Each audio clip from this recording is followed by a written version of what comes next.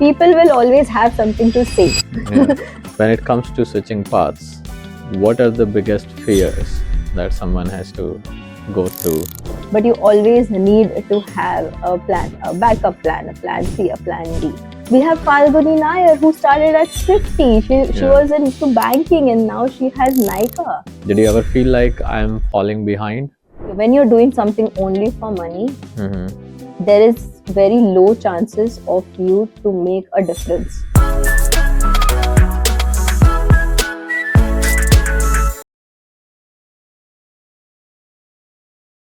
So today we are going to discuss, is it too late to switch career? I think it's like the very important or most searched topic Yeah. of Google. Okay. Yeah. So we are going to discuss a lot of things about it, and yeah. So my first question to you is that, like, how many times do you think someone is allowed to change careers before it gets too confusing? It will always be confusing, even if you have not switched your career and you are in the wrong space, you're in the wrong path. Mm-hmm. It's going to be confusing. I did my bachelor's in mass communication, then I switched to administration, then I went back to marketing, I did my MBA. Then I finally had my marketing job. Then I switched from there to content creation now and brand freelancing as brand strategy. So it's always confusing. It is not confusing when you know you have landed the place where you love. It's very superficial to say that I love my job, and you know, and no offense, there are a lot of people who do love their jobs, but it's not always ideal. You don't love it 24/7. It's still a job. Job is going to be a job. Yeah. But how many times, to answer your question, you can switch your career before it gets confusing is as many times as you can, as many times as you need. You don't need a timeline. Your timeline is not same as someone else's timeline. Yeah. That is so important to know. So basically, like, if you are in a job and it don't let you be in peace, that means there is something wrong with that, and you can try exploring other options that works best for you. Times have changed now. There used to be a time where you stick to one job, you just do it until you retire, and the whole objective of it was to get money and survive, or just feed your family. Yeah. But that narrative has changed with time. Yeah. People need more. They know that this cannot be why we were we are here. There is some purpose. Yeah. I have to serve some purpose, right? To have peace in what you're doing, to have a pride, like I am proud of what I do. Yeah. That is so important of feeling that people underestimate a lot of times. When it comes to switching paths, what are the biggest fears that someone has to go through? So many. There are so many fears. You have to know all the aspects before you switch. Like when I say all the aspects, it comes from emotional and logical aspect. You cannot just rely on one of them. You cannot just take an emotional decision. You cannot take just a logical ones. Yeah. So there are so many questions that am I too old for this career? What will happen if I fail? If I start from scratch and I fail again? What if I lose money? Do I need to study again? Do I need to get another degree? Like, what will people think? That's the biggest one, and it's the most dangerous one. What will people think? If you cannot overcome this question, you are doomed for life. You have to look yourself beyond that point. People will always have something to say. We have learned it the hard way, all of us. People will always have something to say, whether you do something great or you don't do anything. So to answer all of those questions, are you too late to switch your career? No, you're never too late to switch careers. We have so many examples of these great people who have switched their careers, who have started late, people who have started in their 50s and 60s, like we have biggest example of KFC, how KFC came into the picture. We have Huda Khaitan, who started with finance, and then she started as a makeup artist, blogger, and now she has her own cosmetic brand. We have Vinita Singh, who started her cosmetic brand Sugar. We have Falguni Nair, who started at 50. She was into banking, and now she has Nykaa. Yeah. So there is no age to start again, to switch, to sit and ask yourself, what do I love?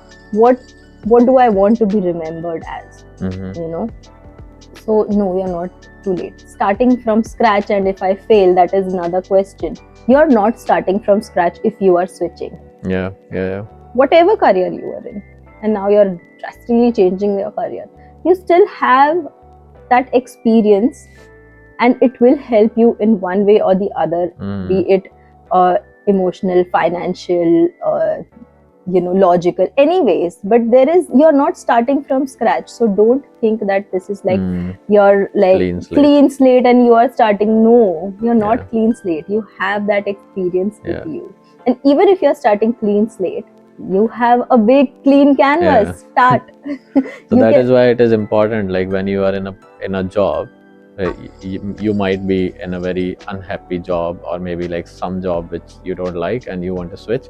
But I think it's extremely important that when you are in a job, you need to learn as much as possible while you are in it. And once you switch to your dream job, then there you would enjoy, of course. But this skill, which you will get from the job which you don't like, would be helpful in the future jobs. So wherever you are at the moment, I think in my opinion, everyone should be putting 100% of their efforts. I mean, even if you are unhappy in that job. Yes, because you still learn out of it. Yes. There is always to gain something out of whatever you are doing, even if you like it, you don't like it. Don't miss that opportunity. A lot of people do miss that opportunity of learning and absorbing. I don't get paid enough. Why should I bother doing this? Or why should I pay more attention to this, because I don't see myself in this career. No, you should know what you're doing. You can learn anything out from it. It's always going to benefit you in long term. And you mentioned like you switched careers many times, and you tried exploring all the possibilities, whatever comes to your path, you try to explore that.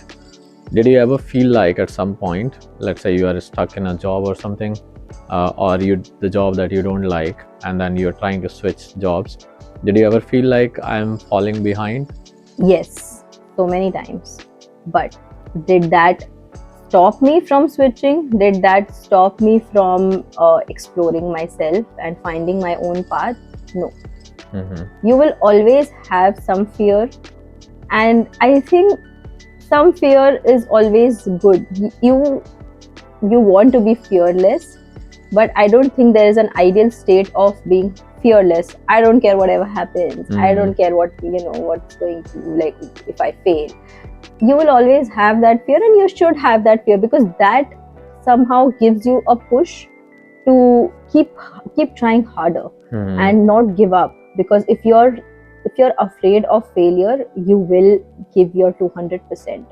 If you're not afraid of failing, you're like, what's the worst that could happen, which is also a good attitude. But then you don't, like, okay, the worst is that I would fail. You are already planning to fail. So don't bring that in your mind. Have some fear, that's fine. Yes, I felt so many times that my peers are they have a career, or they have a family, whatever, in a lot of different terms. That somewhere I felt I was falling behind. There's something I am missing out. But then I kept telling myself, different timeline. They are struggling with something that I am not, and I'm struggling with something that they are not. So it's fine. Comparison is okay until it doesn't get toxic, because you do need that competitive feeling to bring something new, get that, that extra that you are looking for.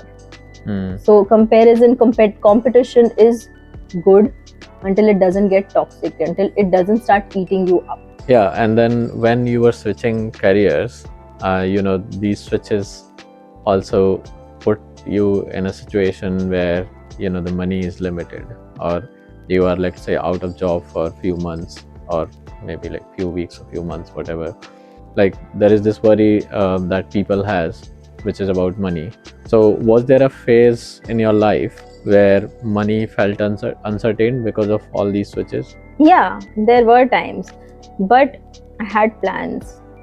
Plural, I had multiple plans. Mhm. You cannot not have a plan. Like there's this famous saying that failing to plan is planning to fail. Yeah. So you always need to have a plan, even if it doesn't work out 100% the way you want. Yeah. It doesn't work out, move on, get another plan. Mhm. Maybe that one works out. But you always need to have a plan, a backup plan, a plan C, a plan D. Mhm. So that's what I always had. I knew money is going to be tight.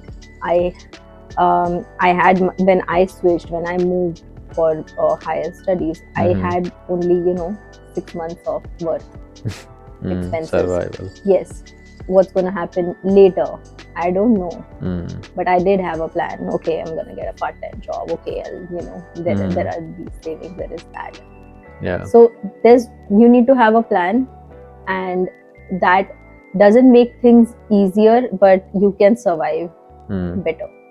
So like in some way you should be prepared for the worst case scenario. Yes. Like you should have at least thought about it and not be surprised when that thing happened.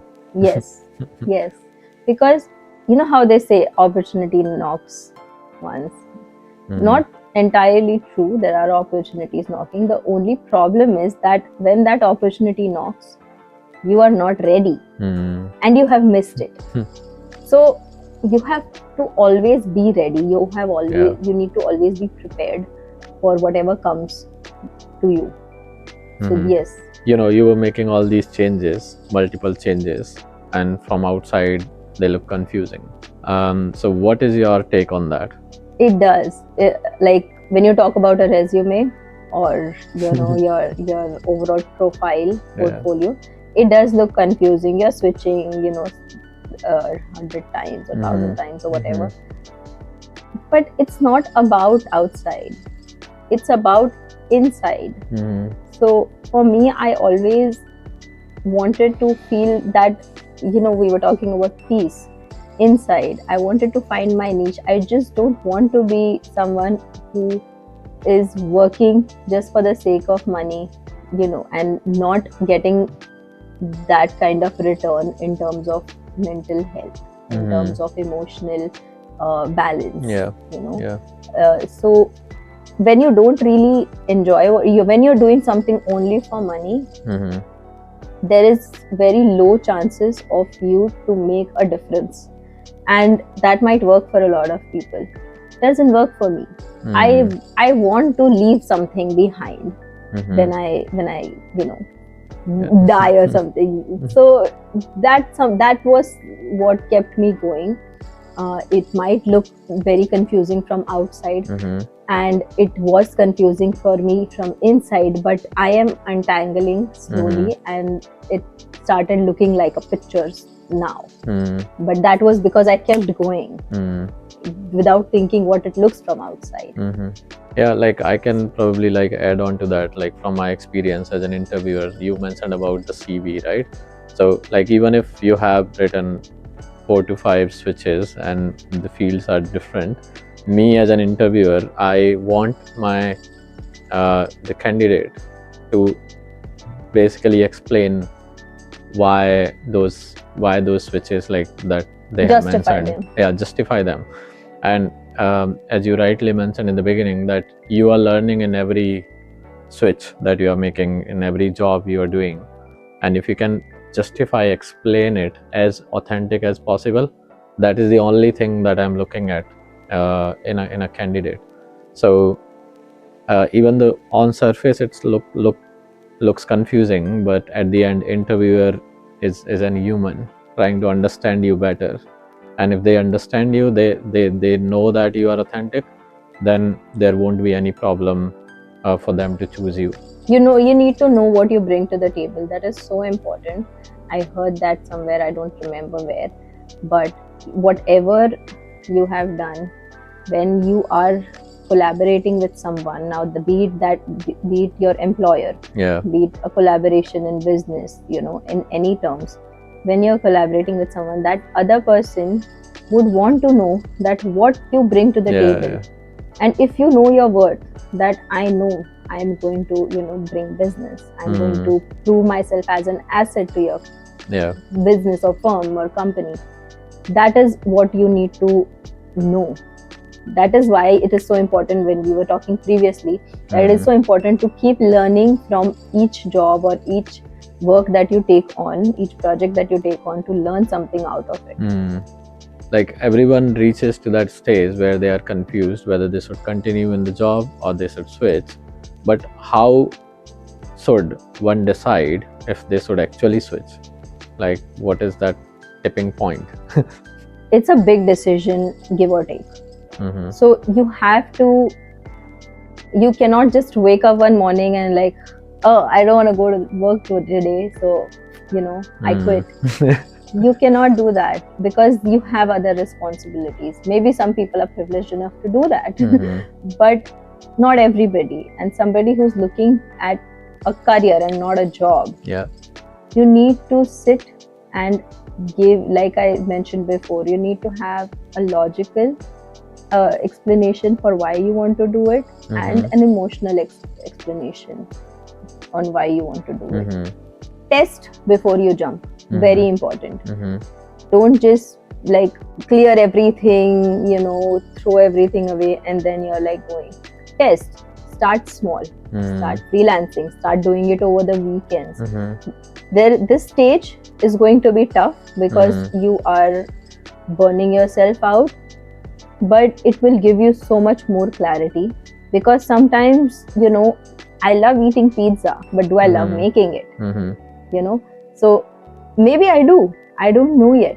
yeah, If I try, then I would know. yeah, That is the thing. So you need to test it before you take that, make that big switch. The other thing is like a 10-year test. Sit with yourself, journal everything down. Do you look yourself in this particular job that you are at for the next 10 years?